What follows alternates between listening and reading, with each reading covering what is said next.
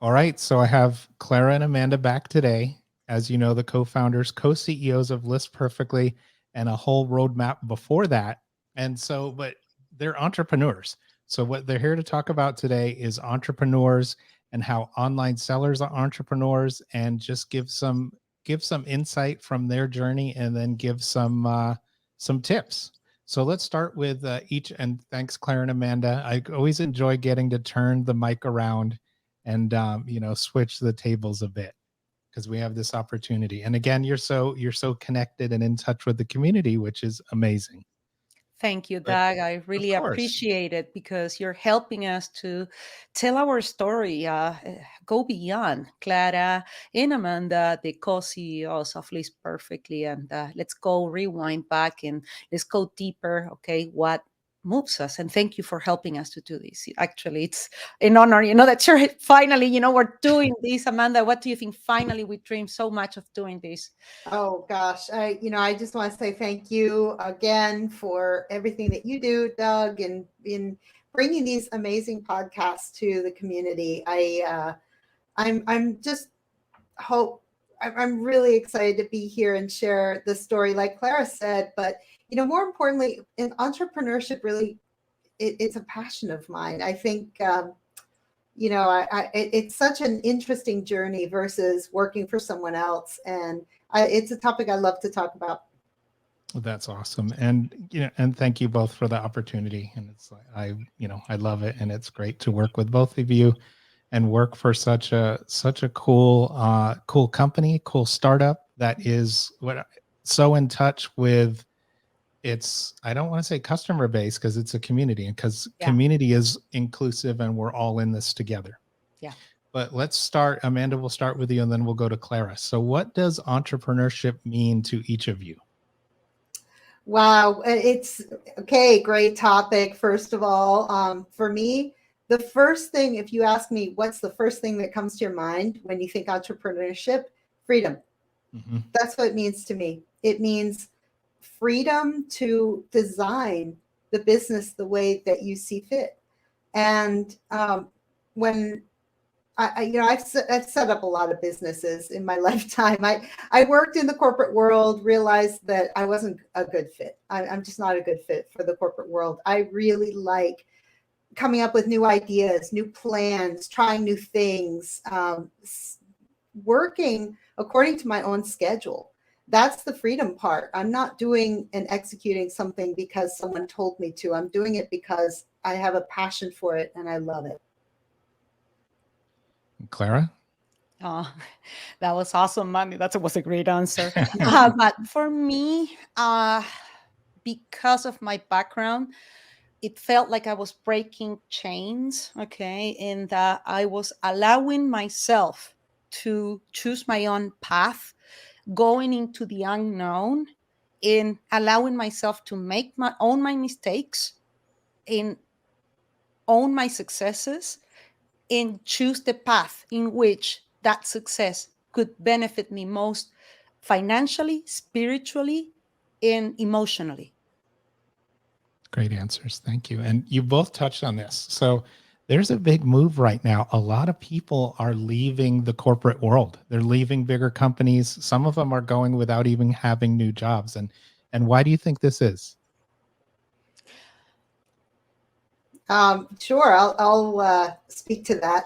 I think that it's a discovery, right? I think that you have to try it. For a lot of people, they may leave and then go back for a variety of reasons. But I think a lot of people are really discovering that they don't want to commute. They don't want to deal with office politics. They don't, there's a lot of things that go along with working in the corporate world. You pay a price for that steady paycheck. And I think a lot of people are just wanting to try out, what does it mean to work for myself? Can I make this a successful business that can pay my bills and give me a lifestyle that I really like? And so I think that because the tools are out there, there's a lot of there's so much more information out there about how to set up your own business, where to start, what to do. Communities are being formed and have been formed around your passions, your interest levels. There's just a lot of avenues for you to explore. And like Clara always, and I always say, the internet, the world is big enough for everybody's ideas. Yeah. So I think that that's a big thing. Yeah, I do love that. Clara? Well, I think that this was, for me, from my perspective, I've been in the US only 20 years. I'm an immigrant. I came here by myself and I observed very careful, okay, the changes in America, in the society, in the values, in where is America going, and where are you guys now? And I have to say, I believe, okay, that the pandemic mixed, okay, with, let's say, a corporate culture that became overly greedy. I want to say that this is the only country in the world in which CEOs are paid, what is it? 1 million times more than the average employee. I think it is. I think Something like that. it's just obscene. Okay. Hey, I am a CEO, and trust me, I pay myself very good. Okay. Mhm. But I make sure that my employees are getting paid accordingly. So what called my attention was that combination, I guess, of these corporate greedy, let me put you down, okay? Because you're never going to be enough. Never. Trust me, I've been there. Amanda's been, haven't you been there? Haven't you? So it's never enough. You're never good enough, okay? Great, okay, go do more. It's not enough, okay? Tomorrow, triple that, okay? And it's a constant an appreciation that I think that people, and then e-commerce exploding at the same time, people creating this massive influx of demand, okay, and the lack of, let's say, inventory and the abundance, people realizing, hey, okay, yeah, there is money to make on real estate. Yeah, I could get some crypto, but let me tell you, e-commerce is exploding and I could be selling corks around, or even broken plate, okay, they're selling for mosaic projects. So that, I think, is a combination of factors that make unique changes that I don't think the American society is going to go back to that. I do not see it. It's going to be now a very hard, you're going to see more companies, more corporations changing their values in starting to increase their benefits and the employer relationship to make it, a little more accessible, and not like now that it's like you can never get a hold of upper management. Sure. Sorry, Interesting. I'm passionate No, about that. no, Okay, that's working great. for so many big companies here in America, Yeah. I'm very passionate. Sorry. No. Great answers. So let's talk about fear. So fear is easy. It's easy to go to fear.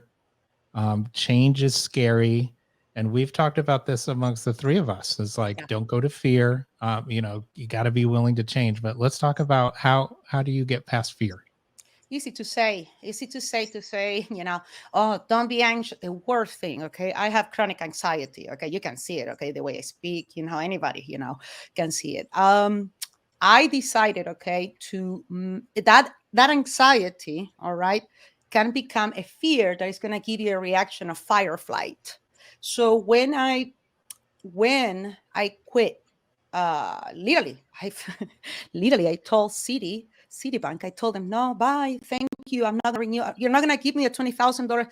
I went like with a demand, like I was like, I want a $20,000 raise, and they're like, you're not gonna give it to me. I'm gone. Okay, I love you. I'll see you soon. Bye. Very nice. But I remember not having that first paycheck, and literally doing just data entry of nothing that I understood for Amanda. I was doing shipping. They were the insomnia the first year. I'm not going to lie to you. I kid you not. The first year I did have insomnia a little, until I got a role of, the security, stability. You understand your audience. You understand your business. You made mistakes already, that it's making those fears, make it smaller, and you realize you just got to own it, learn it, and move forward. And that's how you reduce the fear. It's fear is just because you didn't try it, and you heard that someone else failed, or you heard that someone else succeeded, but you don't have the same opportunities, right? And then you start analyzing, well, they did this and I don't have that. Okay, so what you want to do when you feel that fear is, first of all, breathe. Okay, first of all, breathe, believe in yourself. Number one, yes, you can do it. Try it.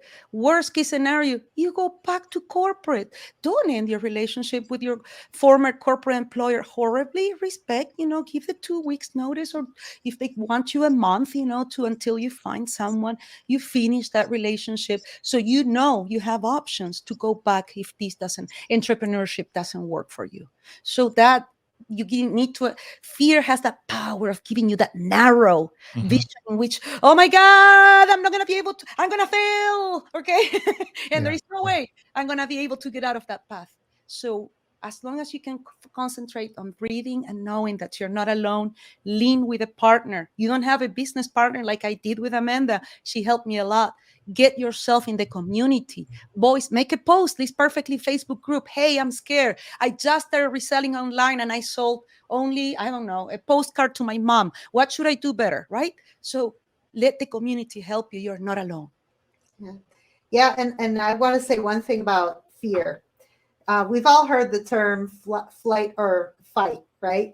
Well, I think there's a missing piece of that. There's the fight, freeze, or flight, right? So I think understanding, and I think we all have a little bit of that to a certain extent. I know that I do. Sometimes if I'm scared, I really have to just talk to myself and calm myself down, and then I can find the fighter in me to fight through the fear.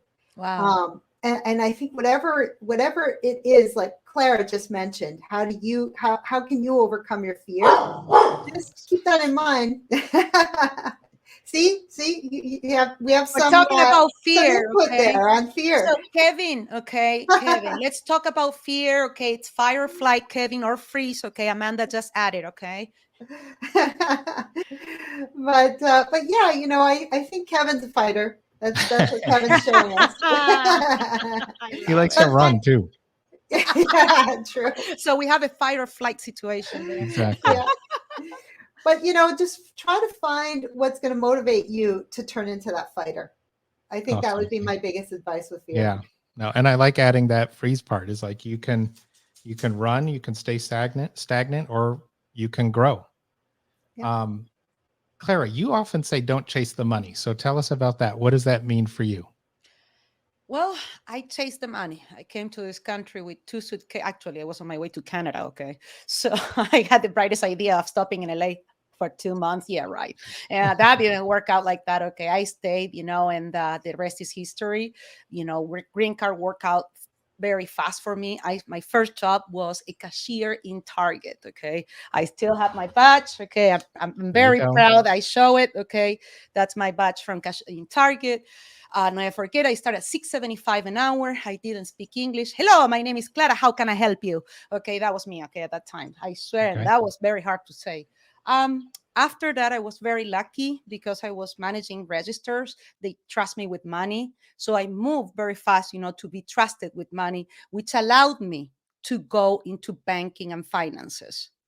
When I was there, I lost track, of searching for stability, and I got greedy and I started to make, and I focused. I always wanted to make more and more and be the top salesperson and be the top insurance agent and be the top banker and be the top mortgage lender. Everything, it became, I got sucked in on that. It's very competitive, okay? On banking, it's very, and they're always incentivized. They're giving you awards for everything. They're giving you money. And then it's easy. You start chasing the money. And then little, you start seeing your friends less. You start taking care of yourself less. You start working out less. Okay. You start sleeping less. You start calling your family less, and your bank account keeps growing and growing, and you feel very good about yourself until one day you realize you're surrounded by people that don't care about you, that are just, you're just a number. You're just a number. Okay. And as long as you deliver those numbers, you are in that club. You miss 1 month. I've seen it. 1 month, okay, in banking, that you miss your goal, you're buried, okay, literally, and they give you a 30 days notice. I felt empty. The worst part is that I did it so good. That's the worst part, that I fit. And I was like, no, this is not fitting. This is, I'm giving my younger and my most energy to a corporation whose values do not align with what I believe. Thank God, I got to thank you, Citi, thank you, Bank of America, and thank you, Chase. They did allow me to do a lot of adjustment of terms instead of doing refinances. Okay. That's incredible. I helped so many people not going into bankruptcy or to foreclosure. Mhm. But I was chasing still the money, Doug, and I was empty. If you're doing that, Amanda broke me free. Amanda told me on e-commerce is big enough for all of us. But I was like, but when we go to the provider, well, I gotta fight with other people. And Amanda, no, don't worry. Two sellers can have the same item, that we can describe it differently, and we reach out a different audience. And I was like, and that was freedom for me. That changed my life. That was something that that was something that literally was Amanda, the one that broke me free from that chasing the money. And I started to do vintage clothing with Amanda, and she explained me. She took me to the bins. Okay, we were restoring clothing. We were restoring. I remember she would buy like Hawaiian wooden dolls, and I don't know. And there was a demand for that. I couldn't believe it. And I would get upset because it would take so much room. Okay, and storage. But I just want to Talking say, about the tiki big stuff. I one. remember Yeah. the tiki. Ay. I was like, you gotta be kidding. And I was like, when it sold, I was like, you gotta be kidding me. Who buys a $100 wooden tiki doll? I didn't get it. Okay. Yeah. So for me, that was to see her so free. She's like, oh, I just came, when I met her, that's how I met her. Oh, I just came from a 2-month trip with my mom in Europe. So I started in Finland and I went all the way down to Italy. I was like, who does that when you work in corporate America? Who does Mhm. that? Mhm. And that was, she didn't sell me. She just shared with me her experience. And literally, we worked, 8 months of the year? The rest of the year, we were traveling. Yeah. I can't say enough about Thank you, Mom. lifestyle changes making such a big difference. I remember that stress of working in the corporate world and it taking a toll on my health. Honestly, I felt sicker. I felt less rested. All those things that Clara mentioned.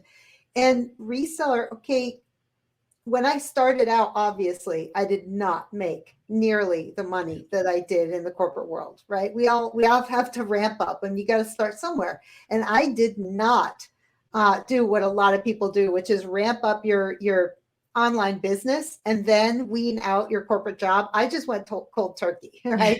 So Yeah. there was a massive reduction in income immediately, and I had to hustle to figure out how to pay the bills. But it all worked out in the end.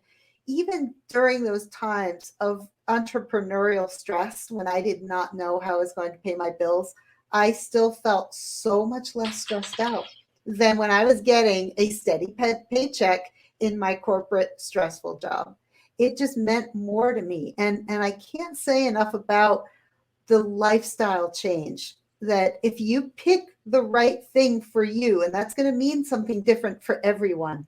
If you pick the right thing for you, you will see a difference in your life, in your stress level, in your enjoyment, in your happiness, in your gratitude. It's a chain reaction. Incredible. And What you said. so why do you, both of you, why do you each think that reselling is such a great option for entrepreneurs? Well, I'm gonna let Amanda take this one because Yeah. you opened my eyes, Amanda. Yeah. Oh my God, whatever Amanda is gonna say is like double that, okay? Yeah. Well, I love it. It's my favorite path to entrepreneurship because it is accessible to anyone. Anyone has something in their house that they can let go of and start their entrepreneurial journey there. Right. So, I mean, I could look around my house and pick up anything to sell online, and there's a buyer for it. Short of just taking some photos, you need, most people have a phone. Most people have all the tools at their disposal. You don't even need to start off with a computer. If you have a phone, you can get started listing online.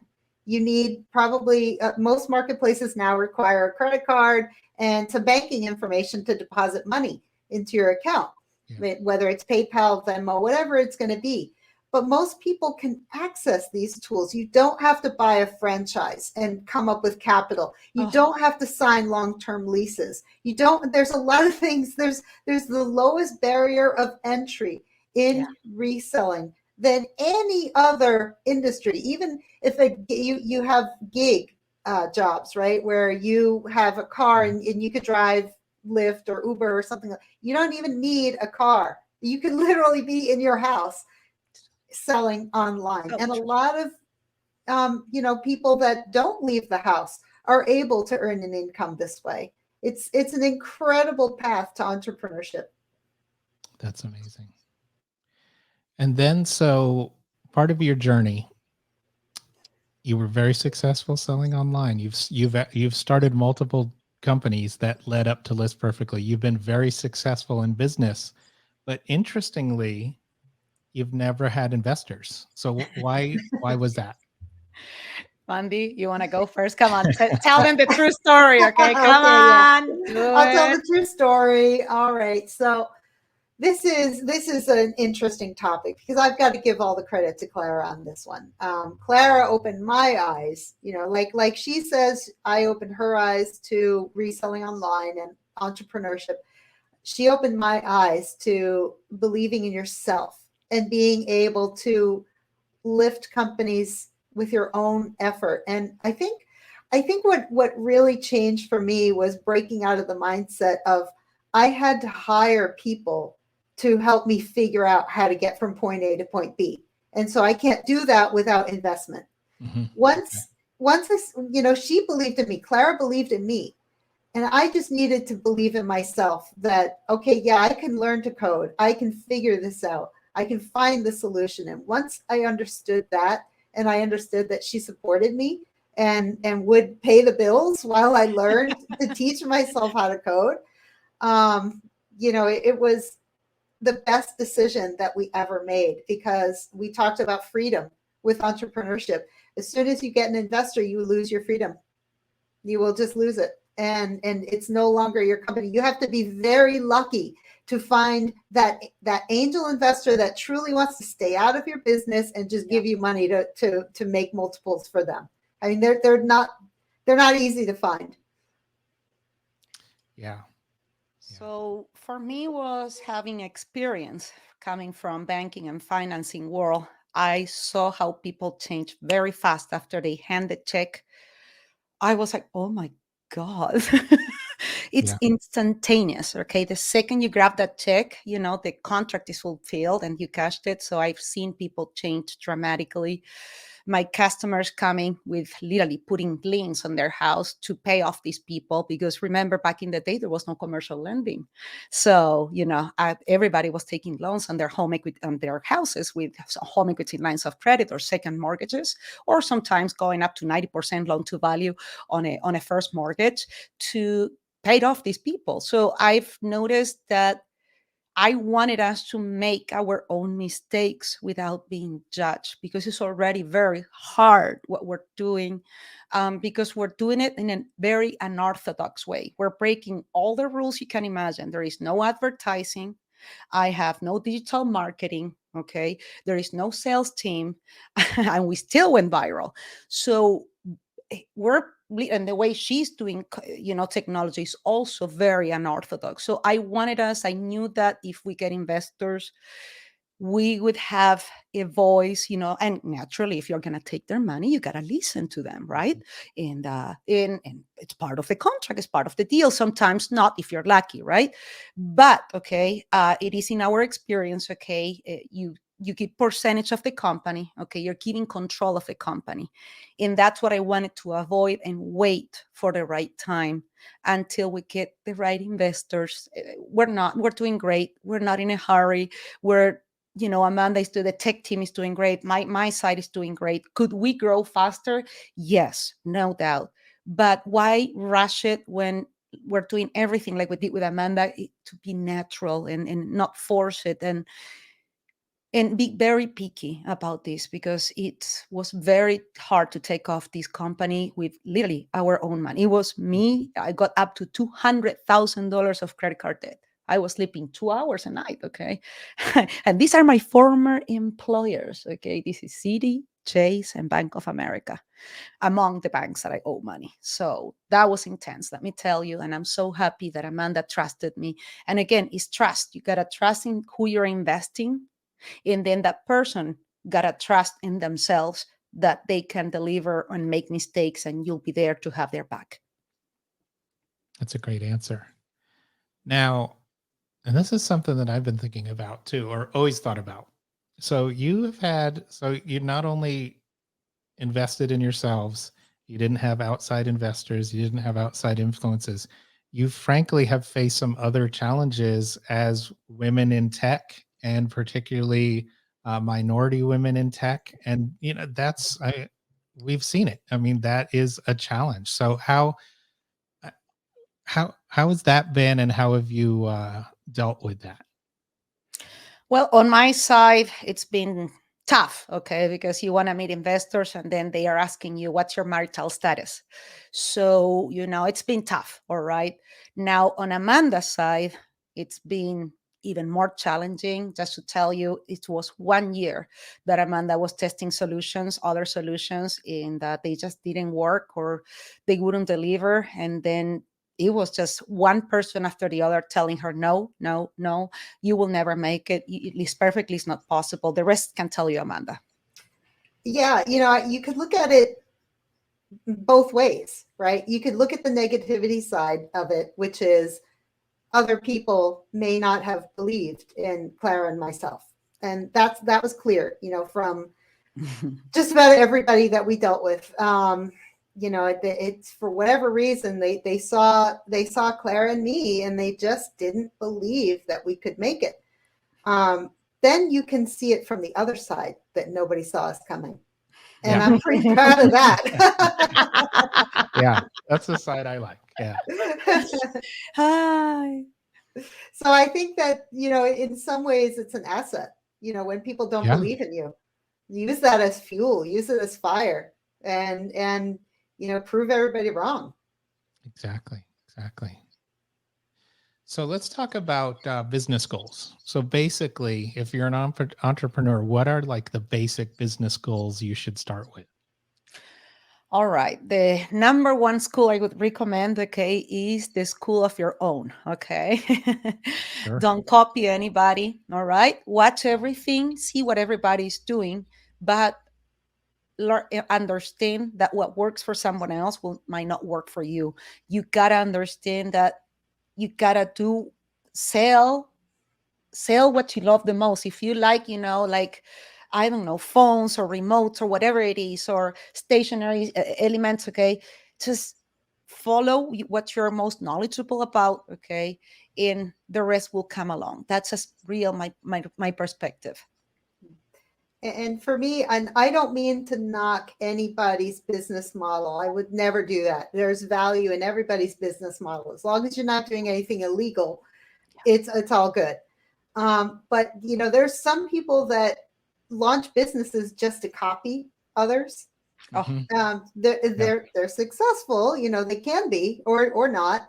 But are you really going to be passionate when all you're doing is copying someone else? Like, for me, what really gives me passion is being different and doing things differently. That gets me excited. Yeah. I like being unique. I like being different. I don't want to follow the crowd. And, but you have to decide what's going to be right for you. Is your business model just to go with trends and, basically copy what other people are doing? There's nothing wrong with that. You just have to make that decision sometimes. Yeah. Well, and speaking of doing it differently, let's go back a couple years. Okay. It's maybe doesn't seem as far as it is, but maybe it does seem way back. But there was a time where you were kind of at, I guess, a precipice. You were at a precipice. Yeah. So, and guerrilla marketing. Money was tight. We went to eBay Open 2019, and it was kind of like, we're going to go all in. One of you was inside, one of you was outside, and one was walking around talking to people, and one was handing out flyers. There you go. And just trying to spread awareness. And you had a little bit of inside help with Teresa Cox, but that was a very guerrilla approach. You Yeah. didn't have a booth, you didn't have a table, you Nope. weren't handing out stuff. No. And then so tell us a little, just a little bit about that. And you, again, probably scared a little bit, but then that exploded. Speak about being in on literally on your last fumes. Okay. Yeah. I had $1,500 left in the bank. Okay. We only had money for one ticket. Amanda got in. Okay. I stayed out. And I was in so much back pain. I cannot even explain you the shoulder pain that I have. So I put the Clothing Vault t-shirt that was on the back. The Clothing Vault is my eBay store. And in the front, it said List Perfectly. All right. And I start handing those flyers. People that would let me. Some people were like horrified. Okay. They were calling the cops on me. And then, the security, the security of the hotel would come and I would be like, I'm a seller from eBay, which I am. Right. But, I'm like, okay. And then eBay kind of looks at me and it's like, okay, well, you look harmless. Okay. They let me, they kind of like, they were like, okay. So it was out of necessity. It was what we had, the resource that we had left. And it was the support of Teresa Cox that really motivated us to go to eBay Open. And then, meeting the community and presenting our product. And then the rest was history. Then we went viral and it was incredible. Yeah. And I want to remind Clara that, it's one thing to say that you have 1,500 in the bank. And, for a lot of people, you can actually make that last quite a long time. What she's leaving out is that we had 10,000 in debt obligations that month. That we expenses, not monthly expenses between the covers, the clothing. I'm trying to remind you. No, that was just debt. That didn't even include our monthly expenses. So we were literally days away from defaulting on our debt. I mean, that's how close it was. When we say that we were on the precipice, we were days away from, going into collections, receivership, like you name it. Just didn't know what was going to happen. It was very scary. But, and that's when that fear, we talked early on about that fear, what that drove us, right? Yep. We harnessed that fear and we did not allow it to dictate our decisions. We took risks. And I think that's part of life, right? You have to look at everything and say, okay, this is an opportunity to connect with other sellers. This is our market. These are the people that we need to speak to. And this could make the difference. Let's go for it and let's try it and let's see what happens. It's just go big or go home. Yep. And again, I mean, I think that's the key is you're accessible, you're authentic, and it kind of goes back to that. And then it just kind of super ramped up from there. It's still like you're going in that RAV4, 100 miles per hour back to LA. 120. Sorry. Sorry. Okay. There is a long bridge. Okay. There is no cop, so you can go 120. Sorry. Okay. Yes. I did. Guilty. No, and that's just all part of the story. But I think the authenticity and the accessibility, it's just a big part of it. Okay, so let's say I'm an entrepreneur and I want to get started selling online. How is List Perfectly going to help me grow my online selling business? Oh gosh, what a great question. We love to say List Perfectly is for everybody, every single business level. And we always say in an ideal world, a new seller would get started right away with the List Perfectly platform because you start developing good habits, right? You start learning about how to create a template to help you list faster. You can list right from your phone on our platform. You have your listings stored in the catalog automatically by default because you started listing there first, and then you cross-post them to the marketplaces that you want to go to. You start learning best practices about how to manage your item IDs, because that's another important thing. As soon as you use List Perfectly as your main management platform for your listings, doing things then on the market, directly on the marketplace, will affect your catalog, and you learn not to do that, right? So we love when someone new comes along, they start learning about how templates can help them. They start learning about best practices. They're actually going to have a leg up on in their reselling business. And it's not that big of an investment. A new person could get started with a simple plan. It's easy. You don't have a lot of fields to think about. It's cutting everything down to the very basics, and you don't need any computer knowledge to make the simple plan work for you. That's right. That's awesome. Anything to add, Clara? No, what she said, no, really, really great answer, I have to say. And but maybe, okay, I could say for anybody that wants to start this business, start with, like Amanda said, with things around your house, so you can make those, inevitable mistakes that we have to do in order to embrace the entrepreneurial journey. Because if you think you come to this business or to this industry to not make mistakes, so then no. Okay, you gotta go to the security or the blanket security of a corporation. This is making mistakes and learning from them. Yeah, no, definitely. And you're both very inspiring as entrepreneurs, as bosses, as partners. I mean, we're all kind of partners in List Perfectly. I kind of see it that way, but specifically inspiring as female entrepreneurs. So but we have an interesting time, and I'm a believer that females in tech, because I've worked in a lot of tech companies, females in tech have challenges, unfortunately, that they have to face. Yeah. And then also, I just watched The Dropout, which is the show now that talks about Elizabeth Holmes and Theranos. Yeah. And they talk about how she, in particular, what happened with her and all the fraud has made it more difficult for female CEOs in tech as well. Yep. So, which is a shame. Sorry, I gotta just say it, because how many guys out there are doing fraud? And that didn't taint men in tech at all. Anyway, I digress. Go ahead with your question. No, I agree. I knew it might be a touchy subject.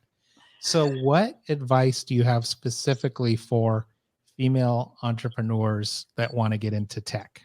Behave like a man, think like a man, act like a man, own it, brag it. Don't be eating humble pie. This is a very competitive arena. You have to be strong. You have to be determined, and forget about genders. It's not about genders. Let it go. It's not about titles. It's not about genders. It's about owning what you say, executing, delivering, and just communicating, because it's a men's world. Literally, technology is a men's world. Okay, it's majority men's. I've been in all banking, lawyers. Okay, you can see the pictures when I graduated. It's all men. Okay, giving me the degree. Okay, everybody. Okay, so I've been in men-dominated industries. So that's all I can say is forget about genders and just execute and be. That's what I know. That's what I admire about men. It's like they own it. They're like, it's mine. I deserve it. And they have that attitude, and I admire that. And I'm learning that every day more to be like that. Okay. Yeah, I'm going to modify what Clara, I think that you touched on something that's important. And I think that's the believe in yourself part. And I think, when I hear behave like a man, I don't necessarily take that literally, right? I see it more like believe in yourself, believe in your idea. And for me, if the advice that I would give is stay true to yourself, stay true to who you are, believe in yourself, because when everyone around you doesn't believe in you, you need to believe in yourself to keep going. Yep. And eventually you will find those people that believe in you. And eventually, let's just take tech, right? I had to go through four sets of developers before I found the group that I have now. Mm-hmm. And these people, they believe in the project. They believe in me. They believe in Clara. They believe in the company. They believe in what we're doing. And that's important, because I think when you believe in yourself, it will all work out. You may have a little bit more of a difficult road to get there. It's not like you can just, kick it with a glass of scotch and you talk about what you posted on Twitch with your gaming, or maybe that is for you. That's fine. Lots of women do that too, but it's a different world, and just understand that there are people. You have to be a little more perseverant, but you'll find the people that will help you get there. Awesome. And let me add to that, okay? Just to add, okay? When I say, and this is what I learned, okay? Coming here as an immigrant, I noticed myself, okay? Always saying, may I? Can I? Can I have permission to speak, okay? When I noticed, that's what I said, behave like a man. I literally took the model of the most, let's say, the most accomplished men in my team that would deliver the most, and they all share that same common trait. I deserve it. This is mine. Pay me better. And my mind just blew out of that, and it was incredible. And I started to do the same, and I started to get raises, and my contracts were better. I was like, are you kidding me? So for me, that was, I wanted to elaborate on that answer. Yeah, and that kind of goes back to believing in yourself. Have that confidence, believe in yourself, and get past the fear. Exactly. Mm-hmm. So before we go, I want to touch on a couple more things. Now, these are going to sound like big questions, but just high level. So how's the outlook for e-commerce looking? What do you think it is? Sky's the limit. It's just going to keep growing and growing and growing and growing. People got used to being in their house. Yeah. And it's not going anywhere. I don't see, okay, pandemic is gone. Now everyone's going to go flocking to the malls and, shopping all day. Some people will, but no, I think we're all used to just getting that package, sitting there on the doorstep, waiting for us to open it up and be like it's a gift that you get every day that you order something online. So and true. It's just the barriers of ordering online are melting away. It's getting easier and easier. A lot of the friction points are being addressed. I just see it being unstoppable. And what do you think, Clara? What's the future of e-commerce? What's the outlook for e-commerce? I think it's going to be the sector of the industry that the government should, let's say, put a good eye on it, because it's going to change the economy of this country. I think this is what is going to bring America to help the small business owner, in reverse, okay, that outsourcing from other countries, and bring that spirit of entrepreneurial back to the average American. Awesome. All right, Clara, this one's for you, because I know, and I love this topic too.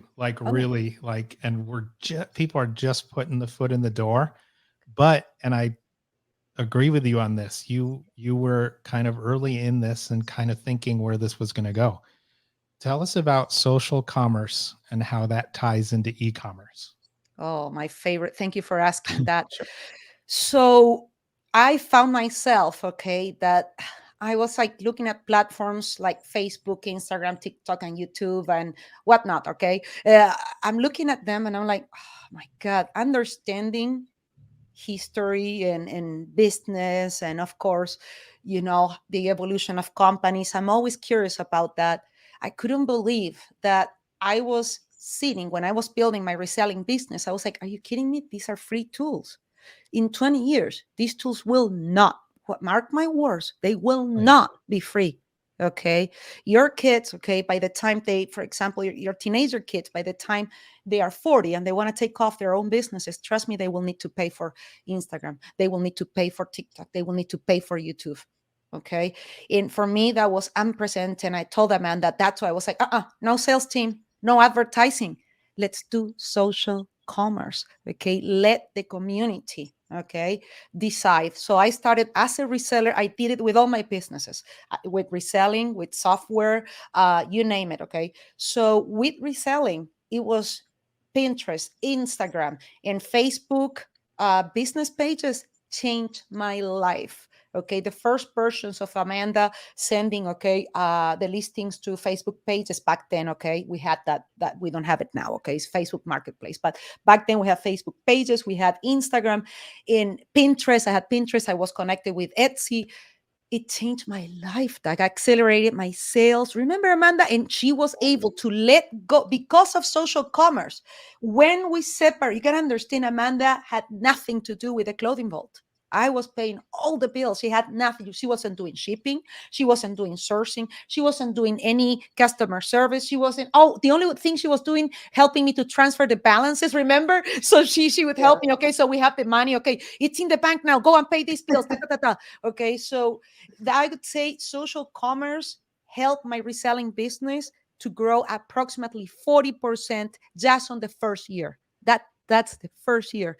On my List Perfectly business, just to let you know, what is it? We have over 30,000 signups, okay? At any time, we have like 13,000, okay, active users. We have no penalty for people to come in and out. So imagine how powerful social commerce is when it comes to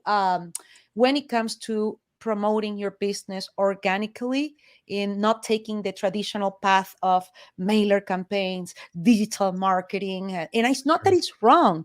It's just because our product is always changing so much, I think that organic is the best option for my business right now. And that's why social commerce that is free, it's so incredible. I'm sorry, I can keep talking about this. We can do a whole episode about this. We should. Oh my God, it's so, if you're not, please audience, if you're not doing social commerce, you don't have to. I don't even know people. I don't know how to use Instagram, where people tag me. I have no idea what is I know there is a real and weird stuff. Okay. I don't know nothing, but List Perfectly takes my listings, okay, from eBay or wherever, and takes it, magically to Instagram, and they get likes and people like it. And I get more brand awareness. That's what it means to me.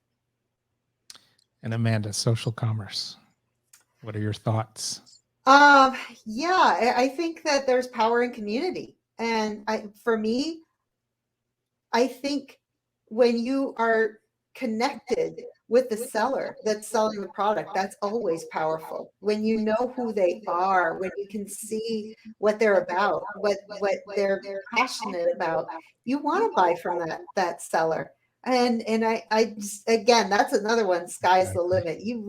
People like to connect with each other, and that's just another means of having, more, something deeper than just a casual conversation. You're actually supporting someone else's livelihood, and that's meaningful for people, because a lot of people just believe that I would rather spend my money and know it's going directly to help someone than buy from a big corporation. Awesome. Anything to add that we didn't cover? Any pearls of wisdom? Just do it. Okay. Start playing, play with it. Okay. Just freaking do it. I'm telling you, don't wait. Just go and think of your store name. One step, one day, 1 week. Okay. Set a goal weekly. Okay. Week 1, store name. You have a whole week to think about the store name. Okay. Week 2, sourcing. What am I going to sell? Okay. Let's go home. Week 3, okay, I'm going to open actually the marketplace store. I'm going to start with 1, okay, and I'm going to test 1. Week 4, I'm going to see if I have a sale and how do I ship. Week 5, I'm going to join a community so I have backup and I got to understand my options. Grab a calendar, one of those paper calendars, and don't worry what if you had 3 weeks of sourcing? Forgive yourself. What if you had a month that you couldn't make up the mind of your business name? So what? Okay. The idea is that you're getting it done and you're holding yourself accountable. Yeah. Awesome. Definitely community. When you're just getting started, turn to the community. They'll help. And, I think that there's a lot of helpful advice out there, and then there's a lot of bad advice. So I say that lightly. Just be careful with some of the advice that you get. But in general, when you hear positivity in a community, when you see people truly helping each other out, it listen to that. If you see a community that's just going negative or talking about things that could go wrong, stay away from that. There's no need. Yeah. No, that's great advice. And yeah, and I've said it before, but I believe it. It's like I believe in List Perfectly. I love the community aspect of it. And thank you, Clara and Amanda, for joining us today and talking about entrepreneurship. And you are Clara and Amanda, the co-founders and co-CEOs of List Perfectly, but you're also Clara and Amanda. You're very accessible. I mean, we do the live stuff like this. We do events where you're right there, and that's just all part of List Perfectly. And as you can see, loyal listener, from the very beginning is like, that's how it all started.